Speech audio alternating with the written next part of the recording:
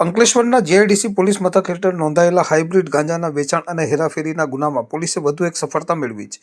Bharuch SOG દ્વારા ગત November માસમાં ઝડપાયેલ આ કેસની તપાસમાં વધુ એક આરોપીનું નામ ખુલતા અંકલેશ્વર જીઆઈડીસી પોલીસે સુરતના નાનપુરા વિસ્તારમાં દરોડો પાડી આરોપીને દબોચી લીધો હતો. સમગ્ર કેસની વિગત એવી છે કે ગત તારીખ 5મી નવેમ્બરના રોજ ભરૂચ સ્પેશિયલ ઓપરેશન ગ્રુપને મળેલ બાતમીના આધારે અંકલેશ્વરની રાજપીપળા ચોકડી પાસે આવેલ અંબે ટ્રેડ સેન્ટર શોપિંગ કોમ્પ્લેક્સમાં વોચ ગોઠવવામાં આવી હતી. ત્યાં આવેલ જય મુરલીધર કોલ્ડ્રિંક એન્ડ સોપારીની દુકાન પાસે ઉભેલ શંકાસ્પદ શખ્સોની તલાશી લેતા પોલીસને ચોંકાવનારી સફળતા મળી હતી. પોલીસે આરોપીઓ પાસેથી ઉચ્ચ ગુણવત્તાનો 435 ગ્રામ હાઇબ્રિડ ગાંજો જપ્ત કર્યો હતો, જેની બજાર કિંમત 2 લાખ રૂપિયાથી વધુ આંકવામાં આવી હતી.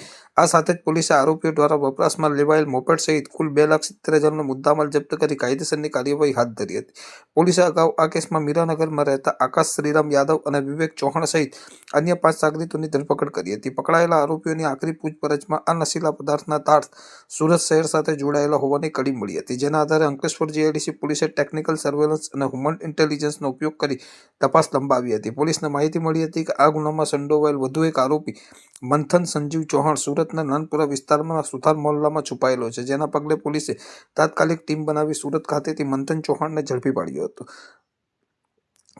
આ કેસમાં અત્યાર સુધીમાં કુલ 6 આરોપીઓ પોલીસ સકંજામાં આવી ચૂક્યા છે. પકડાયેલા આરોપી મંથન ચૌહાણની ધરપકડ કરી પોલીસે હવે એ દિશામાં તપાસ તેજ કરી છે કે આટલી મોટી માત્રામાં કિંમતી હાઇબ્રિડ ગાંજો ક્યાંથી લાવવામાં આવતો હતો અને તેનો મુખ્ય સપ્લાયર કોણ છે. પોલીસના આશંકા છે કે આગામી દિવસોમાં આ રેકેટમાં વધુ મોટા નામો અને નેટવર્કનો પર્દાફાશ થઈ શકે છે. હાલમાં જીઆઈડીસી પોલીસે આરોપીના રિમાન્ડ મેળવી વધુ તપાસ હાથ ધરી છે.